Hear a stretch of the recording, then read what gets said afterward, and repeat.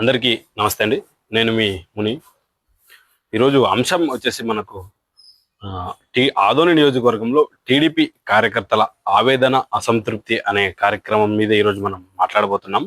పూర్తిగా విశ్లేషణ చేసే ప్రయత్నం కూడా చేసే ప్రయత్నం చేద్దాం. ఈ టీడీపీ కార్యకర్తల అసంతృప్తి అనే ప్రోగ్రాం చాలా రోజుల నుంచి చేయాలని ఉంది. కానీ నిన్న మన ఊరు మన బాధ్యత కార్యక్రమంలో భాగంగా మనం దొడ్డనగిరి గ్రామానికి పోవడం జరిగింది. గ్రామంలో ఉన్నటువంటి సర్పంచ్, అంటే అక్కడ శివప్ప గారి సత్యమైన సర్పంచ్ గారు ఆవేదన వ్యక్తం చేశారు. అసలు ఏమిటి, మేము కష్టపడి పనిచేస్తే అసలు మాకు ఎలాంటి ఇది లేదని చెప్పేసి ఆమె మాటల్లో మనం విన్నాం. మీకు ఆ వీడియో కూడా తర్వాత ప్లే చేసే ప్రయత్నం చేస్తా. వీడియోలో మనం టాపిక్ లోకి వెళ్లే ముందు ముఖ్యంగా మీరు ఛానల్ని చూస్తున్న ప్రతి ఒక్కరూ సబ్స్క్రైబ్ చేయండి, లైక్ చేయండి. నేను చేసిన కంటెంట్ మీకు నచ్చితే ఖచ్చితంగా షేర్ చేయండి. మీ అభిప్రాయాన్ని కామెంట్ రూపంగా ఖచ్చితంగా తెలియజేస్తారని ఆశిస్తున్నా. ఎందుకంటే ఇలాంటి కార్యక్రమాలు మరెన్నో చేయాలంటే ఖచ్చితంగా మీరు సబ్స్క్రైబ్ చేస్తే ప్రతి కార్యక్రమం మీకు నోటిఫికేషన్ రూపంగా వస్తుంది. ఖచ్చితంగా సబ్స్క్రైబ్ చేస్తారని కోరుకుంటున్నా. ఇక విషయంలోకి వెళ్తే, నియోజకవర్గంలో ఆదోని నియోజకవర్గంలో కూటమి ప్రభుత్వంలో భాగంగా ఇక్కడ బీజేపీ అభ్యర్థి గెలవడం జరిగింది. దాదాపు 18,000 పైచిల మెజార్టీతో విజయం సాధించారు. నియోజకవర్గంలో టీడీపీ కార్యకర్తలు తీవ్ర అసంతృప్తిలో ఉన్నారు. ఎందుకంటే ఈ సర్పంచ్ గారు మనం మాట్లాడారు. ఒక సర్పంచే ఈ స్థాయిలో అసంతృప్తి ఉంటే సామాన్య కార్యకర్తలు ఏ స్థాయిలో అసంతృప్తిలో ఉన్నారనేది ఇంకా మీ ఊహకే వదిలేస్తున్నాను. నియోజకవర్గంలో టీడీపీ కార్యకర్తలు వాస్తవంగా అసంతృప్తిలో ఉన్నారు. అసలు వారి బాధలు ఎవరికి చెప్పుకోవాలో అర్థం కాని పరిస్థితిలో నియోజకవర్గంలో టీడీపీ కార్యకర్తలు ఉన్నారని చర్చించుకుంటున్నారు. గుసగుసలు కూడా వినబడుతున్నాయి. ఇక నియోజకవర్గ విషయానికి వస్తే, మనం కొంతమందికి కాల్ చేసే ప్రయత్నం చేద్దాం. అంటే నియోజకవర్గంలో ఉండే టీడీపీ కార్యకర్తలకు కాల్ చేసే ప్రయత్నం చేద్దాం. అసలు వారు ఏం చెప్తారో వారి మాటల్లో ఒకసారి వినిన తర్వాత మనం పూర్తి విశ్లేషణ కూడా చేసే ప్రయత్నం చేద్దాం. ముఖ్యంగా మనం ఒకరికి కాల్ చేద్దాం. ఈయన ఐటీడీపీకి సంబంధించిన నాయకుడు, ఆదోనిపట్నంలో. కాల్ చేసే ప్రయత్నం చేద్దాం. అసలు నియోజకవర్గంలో అసలు ఇలాంటి పరిస్థితులకు కారణం ఏంటి అనేది కూడా మనం మాట్లాడే ప్రయత్నం చేద్దాం. అన్నా నమస్తే. నమస్తే. నమస్తే. బాగున్నారన్నా? బాగున్నామన్నా. ఏంటన్నా, ఆదోని నియోజకవర్గంలో కూటమి ప్రభుత్వం ఏర్పడింది. రాష్ట్రంలో ముఖ్యమంత్రిగా చంద్రబాబు నాయుడు గారు ప్రమాణ స్వీకారం చేసి దాదాపు 9 నెలలు గడిచిపోయింది. ఎలా ఉంది నియోజకవర్గంలో పరిస్థితులు, ఎలా ఉన్నాయి? హ్యాపీనా? మీరు అనుకున్నది సాధించారని అనుకోవచ్చా? మా ప్రభుత్వం వచ్చిందంటే మీరు చెప్తుంటే మాకు తెలుస్తా ఉంది. కానీ మా ప్రభుత్వం వచ్చినప్పటి నుంచి అయితే, గవర్నమెంట్ వచ్చినట్టయితే అసలు ఒక June 4th ఇక్కడ రిజల్ట్ అనౌన్స్మెంట్ అయిన రాష్ట్ర వ్యాప్తంగా, ఆ రోజు ఒక 1 వీక్ 10 days or 15 days వరకే మేము అసలు సంతోషంగా ఉన్నాము. మా ప్రభుత్వం వచ్చిందని మేము హ్యాపీగా ఫీల్ అయినాం. కానీ దాని తర్వాత స్టిల్ ఈ రోజు వరకు 9 months అయిపోయింది కదా, ఇప్పటి వరకు కూడా మాకి గవర్నమెంట్ వచ్చినట్టు అసలు ఏ కోశాలు కూడా మాకు కనబడట్లేదు. అప్పుడు వైసీపీ వాళ్ళు అధికారం చెలాయిస్తున్నారు, ఇప్పుడు వైసీపీ వాళ్ళు అధికారం చెలాయిస్తా ఉన్నారు. కాకపోతే ఒకటే, అప్పుడు వైసీపీ, ఇప్పుడు వైబీజేపీ అంతే. ఖండ్వాలు మార్చి అధికారం చెలాయిస్తా ఉన్నారు అంతే. అప్పుడు వైసీపీ ఖండ్వాలు వేసుకొని అధికారం చెలాయిస్తారు, ఇప్పుడు వైబీజేపీ ఖండ్వాలు వేసుకొని అధికారం చెలాయిస్తారు. వైసీపీ నాయకులు పార్టీలోకి చేరి మీ మీద మళ్ళీ పెత్తనం చెలాయిస్తారంటున్నారు. అంతే రాష్ట్ర మన ఆదరణలో జరుగుతా ఉంది అదే. టీడీపీ వాళ్ళు కష్టపడి పార్టీని గెలిపించిన తెలుగుదేశం పార్టీ వాళ్ళు ఏ రోజు కూడా ఈ రోజు వరకు ఎవరు హ్యాపీలో లేరు, సాటిస్ఫైడ్ మోడ్ లో లేరు. అంటే ఇదంతటి కారణం ఏంటంటారు? నియోజకవర్గంలో అంటే ఈ పరిస్థితుల కారణం ఏంటంటారు? ఒకటి, కూటమి నుంచి తెలుగుదేశం పార్టీ సీటు రాకపోవడం ఒకటి ప్రధాన కారణము. అందులో మేము సరే కూటమి ఏర్పడింది కాబట్టి ఆ కూటమిలో మేము సీట్ కోల్పోవడం జరిగింది. అప్పుడు మీనాక్షి నాయుడు గారు సీట్ వచ్చింటే మాకు ఈ ఇబ్బంది ఉండేది కాదు ఇన్ఛార్జ్ గారికి. కానీ కూటమిలో భాగంగా సీటు బీజేపీ పోవడం జరిగింది. సరే, ఆయన కంకణబద్ధుడై ఖచ్చితంగా ఇక్కడ గెలవాలి అనే కాన్సెప్ట్ పెట్టుకొని ఖచ్చితంగా ఆదరణలో గెలవాలి, కూటమి గెలవాలి, రాష్ట్రం ఇబ్బందిలో ఉన్నారనే ఉద్దేశంతో అందరూ ప్రతి ఒక్క కింద స్థాయి పై స్థాయి నాయకుడి నుంచి, ఇన్ఛార్జ్ ఖాన్ నుంచి కింద స్థాయి కార్యకర్త వరకు కష్టపడి గ్రౌండ్ లెవెల్ పనిచేస్తాము, గెలిపించాము. కానీ గెలిచిన పార్టీ కోసం ఎవరైతే కష్టపడినారో వాళ్ళు ఎవ్వరూ హ్యాపీలో లేరు. ఎవరైతే ఆ ఎలక్షన్ టైంలో ఎవరైతే కూటమికి అగెనిస్ట్ గా ఉన్నారో వాళ్ళే ఇప్పుడు అధికారంలో, ఇప్పుడు పార్టీని మారి ఓకే. ఇప్పుడు వాళ్ళే పెత్తనం చెలాయిస్తా ఉన్నారు. అంటే ఇప్పుడు ఈ అంతటి కారణం అంటే ఈ పరిణామాలన్నీ ఇప్పుడు మీ నాయకుడు పరిశీలిస్తున్నారు. అంటే వీటి మీద మీకు ఏమైనా హామీ ఇచ్చారా? అయితే మాజీ ఎమ్మెల్యే అయినటువంటి మీనాక్షి నాయుడు గారు అయితేనేమి, ఇతర నాయకులు టీడీపీ నాయకులు అయితేనేమి. ఆదోన్లో ఏమేమి జరుగుతా ఉందో ప్రతి ఒక్క ఈచ్ అండ్ ఎవ్రీథింగ్ పైన అధిష్టానం దృష్టిలో ఉంది. ఓకే. మా ముఖ్యమంత్రి నారా చంద్రబాబు నాయుడు సార్ దృష్టిలో, ప్లస్ నారా లోకేష్ గారి దృష్టిలో, మరియు నందమూరి వాళ్ళ బాలయ్యబాబు గారి దృష్టిలో, మళ్ళీ మిగతా ఇతరత్ర పెద్దల ప్రతి ఒక్క దృష్టిలో ఉంది. కాకపోతే వాళ్ళు ఒకటే చెప్తా ఉన్నారు, ఓకే సార్ అదే ఇప్పుడు కూటమిలో ఉన్నాం మనము, కొన్ని రోజులు ఖచ్చితంగా సెటరేట్ అవుతాయి, కొన్ని రోజులు ఓపిక పట్టండి అని. అది 15 రోజులు అంటారు, నెల అంటారు, 2 నెలలు అంటారు, అలాగే 9 నెలలు గడిచిపోయింది. ఇంకా మాకు భవిష్యత్తులో కూడా న్యాయం జరుగుతుంది అనేది మాకైతే నా పర్సనల్ ఒపీనియన్, మాకైతే కాన్ఫిడెంట్ అయితే లేదు. అంటే ఇప్పుడు ఇంకా 4 ఏళ్ల పీరియడ్ ఉంది, 4 ఏళ్లలో కూడా మీకు న్యాయం జరుగుతుందని మీకు నమ్మకం లేదైతే?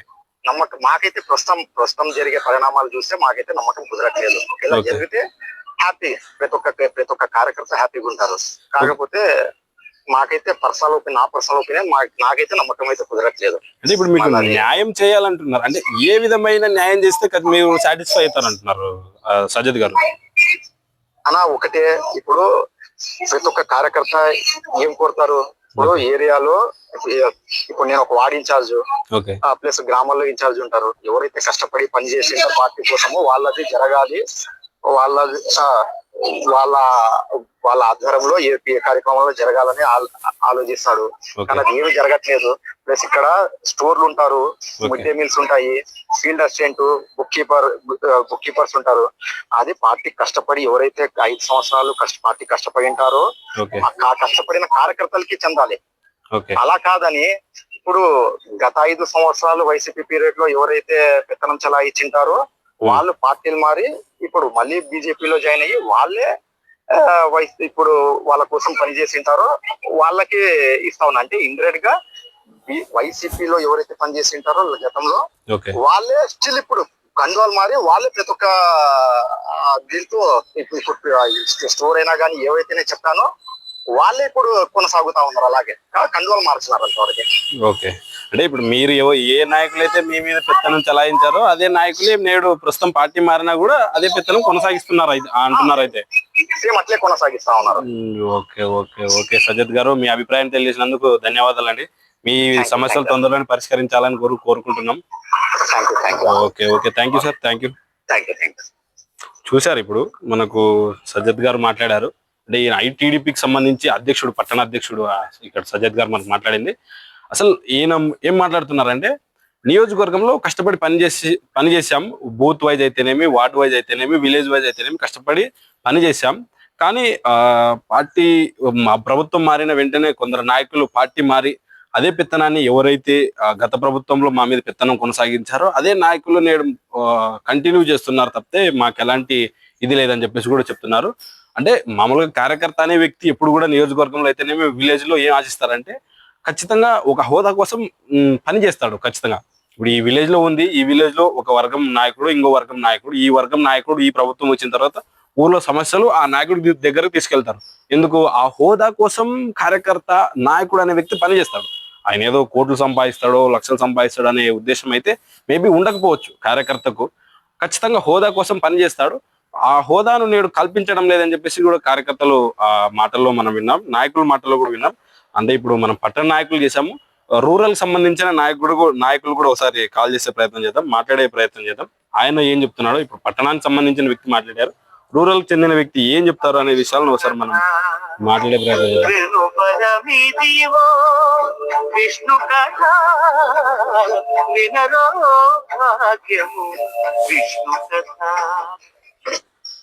అన్నా నమస్తే. నమస్తే, చెప్పండి సార్. బాగున్నారన్నా? బాగున్నాం సార్.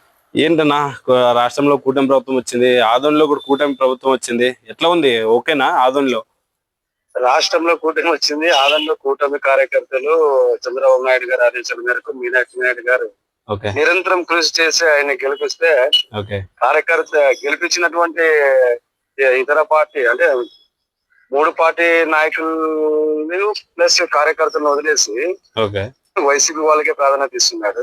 వైసీపీ వాళ్ళకే ప్రతి ఒక్క సంక్షేమ పథకాలు, కాంట్రాక్టులు, ఇతరత్ర ఏవైతే ఉంటాయో లీగల్ ఓకే. అన్ని వాళ్ళకే ఒప్పచెప్పేస్తున్నారు. ఇంకా మేము ఏదన్నా అడిగేకి పోయినా ఇతర పార్టీ అంటే మళ్ళా వైఎస్ఆర్సీపీ పార్టీకి సంబంధించినటువంటి వాళ్ళని ఒక 10 కుటుంబాల్లో 20 కుటుంబాల్లో బీజేపీలో చేర్పించమంటారు. ఓకే. ఇది ఎక్కడ ఇంకా మేము ఇంత కష్టపడి మేము గెలిపించి మళ్ళా మేమే వేరే అంటే వైఎస్ఆర్సీపీ పార్టీ వాళ్ళు తీసుకుని వచ్చి బీజేపీలో చేర్పించే కర్మ మాకేం పట్టించదు. ఓకే. మా బలంతోనే నీవు గెలిచావు, మళ్ళీ నీ పార్టీని బలం చేసుకునేందుకు మాతో మళ్ళీ వేరే పార్టీ వాళ్ళని పిలుచుకురండి, వైఎస్సీపీ వాళ్ళని పిలుచుకురండి, నా పార్టీలో జాయిన్ చేపియండి అంటే అది ఎట్లయితుంది? కన్వా అయిపోయింది అంటే ఎట్లయితుంది?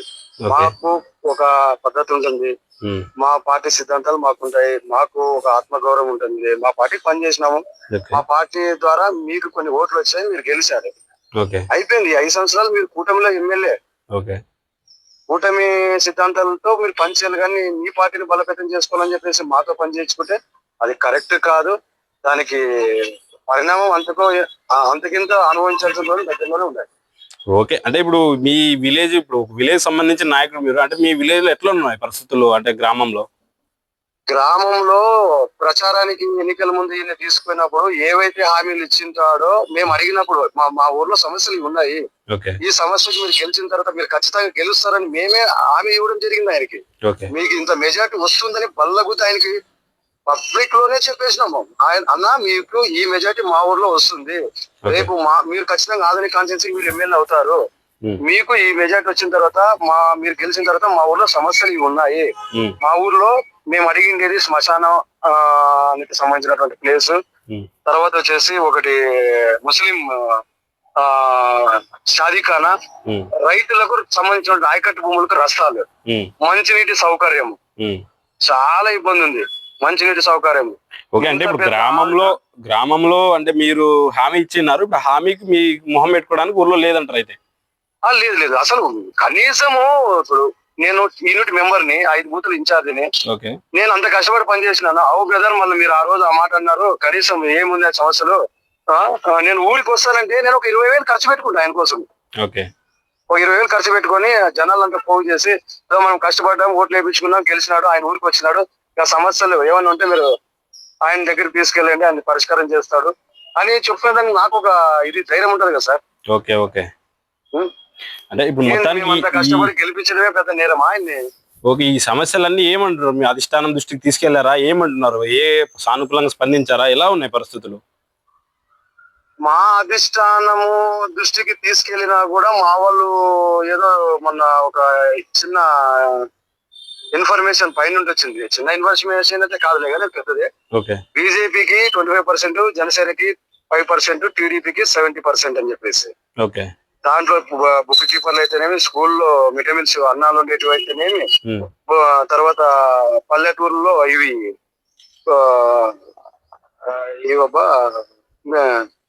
ఫీల్డ్ అసిస్టెంట్లు, వీటన్నిటిలో మా పర్సెంటేజ్ ఇంత అని చెప్పేసి మేము అడిగితే అధిష్టానము వాళ్ళకి చెప్పింటుంది, నాకేం అధిష్టానం చెప్పలేదు, నేను చెప్పిందే వేదము, నా ఆర్డర్స్ చేయాలి ఆఫీసర్లు అని చెప్పేసి వాళ్ళందరినీ ఒక రూమ్ లో కూర్చోపెట్టుకొని వాళ్ళకి వార్నింగ్ ఇవ్వడం జరిగిందట. ఇది ఆయనకి కరెక్ట్ అనిపిస్తుందేమో కానీ, బట్ పబ్లిక్ లో మా వర్షన్ ఏంటంటే ఆయన సింగిల్ గా గెలిచలేదు, ఆయన సింగిల్ గా వచ్చి గెలిచి ఈ రోజు అన్ని పెత్తనాలను చేయాలనుకుంటే మేము కూడా దాన్ని సముచితంగా మేము ఒప్పుకుంటాం దాన్ని. ఓకే. అంటే ఇప్పుడు అన్అఫీషియల్ గా జరిగి మనం కాసేపు పక్కన పెట్టుకుంటే, మామూలుగా మీ అసంతృప్తి అయితే వాస్తవానికి ఈ ఫీల్డ్ అసిస్టెంట్ సంబంధించి, బుక్ కీపర్, ఈ సమస్యలు అంటే మీ గ్రామంలో ఈ ప్రెస్టేజ్ సంబంధించి ఇవి కావాలంటారు ప్రస్తుతానికైతే? కావాలి కదండి. ఆ రోజు ఎవరినైతే పట్టుకొని ఫలానా మీకు హోదా ఉంది, నా పార్టీ నాకు గెలుపు కోసం మీరు పని చేసినారని తెలిసింటే ఖచ్చితంగా మా దగ్గరికి రావాలా, లేదా మమ్మల్ని పిలిపించుకోవాలా, లేదా మా ఊరికి డైరెక్ట్ దిగి ఏం ఆయన తప్పలేదా? ఆ రోజు ఓట్లు అడిగినాడంట, మాతో పని చేయించుకున్నాడంట, నీ ఊరికి వచ్చి నేను వస్తున్నాను బ్రదర్, నేను వస్తున్నాను, మీరు ఉండండి, ఏం సమస్యలు చూపించని అడగలేదా? ఏం ఆ రోజు మాట్లాడినా ఈ రోజు ఎందుకు మాట్లాడలేదు? ఓకే అండి. మీ సమస్యలు చెప్పినందుకు ధన్యవాదాలు. మేము లైవ్ లో ఉన్నారు, మా ఛానల్ లైవ్ స్టూడియోలో ఉన్నారు మీరు, అంటే మీ వాయిస్ కూడా మేము రికార్డ్ చేస్తున్నాము. ఓకే. ఈ సంబంధించి ఎపిసోడ్ కోసం మీకు కాల్ చేసాము. మీకు ఇన్ఫర్మేషన్ ఇచ్చినందుకు ధన్యవాదాలు అండి. మీ అభిప్రాయాన్ని మీకు తెలియజేసినందుకు, ముఖ్యంగా వీక్షణ టీవీ నుండి మీకు ధన్యవాదాలు తెలియజేస్తున్నాం అండి. ఓకే, థ్యాంక్ యూ అండి. Thank you. ఓకే, ఇది ఆ నియోజకవర్గంలో ఉన్నటువంటి కార్యకర్తలు అసంతృప్తి చెప్తున్నారు. మామూలుగా విలేజ్ అయితేనేమి, వార్డ్ అయితేనేమి, కార్యకర్తలు ఆశించేది ఖచ్చితంగా కొన్ని కింది స్థాయి పనులు. ఆ పనులు చేయిస్తే ఖచ్చితంగా మాకు కొంచెం హోదా అంటే మర్యాద ఉంటుందని చెప్పేసి చెప్పారు. వాస్తవానికి మన దొడ్డంగేరి సర్పంచ్ అయినటువంటి మహిళ ఆమె చెప్పింది కూడా ఇదే. మేము గ్రామంలో కనీసం కష్టపడి పని చేశాం. కష్టపడి పని చేస్తే నేటికి గత ప్రభుత్వానికి చెందిన వ్యక్తులే ఫీల్డ్ అసిస్టెంట్ అయితేనేమి, డీలర్ అయితేనేమి ఇవి కొనసాగిస్తున్నారు. మాకు అంటే తల ఎక్కడ పెట్టుకోవాలో తెలియదని చెప్పేసి వారి మాటల్లో విన్నాం. ఓవరాల్ గా టీడీపీ కార్యకర్తలకు సంబంధించిన అసంతృప్తి ఇప్పటి వరకు మనం విన్నాము. అయితే చిన్న ఇంకొక విషయం ఏంటంటే, నియోజకవర్గంలో కూటమిలో విభేదాలు ఉన్న మాట వాస్తవమే. ఎందుకంటే మనం గతంలో వీడియోలు కూడా చూసాం. విభేదాలు నాయకులు ఈ విభేదాలను పక్కన పెట్టి కార్యకర్తలు కష్టపడిన కార్యకర్తలకు ప్రిఫరెన్స్ ఇవ్వాలి. ఖచ్చితంగా కార్యకర్తలను దృష్టిలో ఉంచుకొని సంబంధించిన పనులు అయితే ఖచ్చితంగా చేయాల్సి ఉంటుంది. లేకపోతే తీవ్రంగా నష్టపోయే పని కూడా ఉందని చెప్పేసి కూడా చెప్పుకోవచ్చు. ఇక్కడ గతంలో కూడా కొన్ని మనం విన్నాం. ఏంటని అంటే, గెలుపు కోసము ఓటమి కోసం కొందరు నాయకులు పనిచేశారని చెప్పేసి కూడా మనం మీడియాలో ప్రెస్ మీట్ లో కూడా విన్నాం. ఓటమికి నాయకులు పనిచేశారని చెప్పేసి. అయితే నాయకులు ఓటమికి పని చేశారా చేయలేదనేది పక్కన పెడితే, కార్యకర్త అనే వ్యక్తి ఖచ్చితంగా నియోజకవర్గంలో పనిచేశారు. నియోజకవర్గంలో గెలుపు కోసం పనిచేశారు. కార్యకర్తను దృష్టిలో ఉంచుకొని ఖచ్చితంగా మనం మెలగాల్సి ఉంటుందని చెప్పేసి కూడా ఇప్పుడు మనం ఒక ఫోన్ కాల్లో చరవాణి సంభాషణలో కూడా కార్యకర్తలు వారి మాటల్లోనే మనం విన్నాము. నియోజకవర్గంలో టీడీపీ కార్యకర్తల అసంతృప్తి మీరే విన్నారు. ఇది టీడీపీ కార్యకర్తలకు సంబంధించిన అసంతృప్తికి సంబంధించిన పూర్తి విశ్లేషణ నచ్చితే ఖచ్చితంగా కామెంట్ చేయండి. మీ అభిప్రాయాన్ని కూడా తెలియజేయండి. నేను ఏదైనా మార్చుకోవాల్సి ఉందంటే ఖచ్చితంగా మార్పులు చేర్పులు చేస్తా. ఖచ్చితంగా ఇలాంటి మరెన్నో కంటెంట్లు మీకు అందజేసే ప్రయత్నం చేస్తా. ఖచ్చితంగా సబ్స్క్రైబ్ చేయండి, ఫాలో చేయండి, లైక్ చేయండి. అయితే దీంట్లో ఏదైనా పొరపాట్లు ఉంటే మన్నించాలని చెప్పేసి మీడియా ముఖంగా కూడా కోరుతున్నా. దీంట్లో ఏమైనా తప్పులు దొర్లితే మన్నించాల్సిందిగా కోరుతున్నాను. Thank you.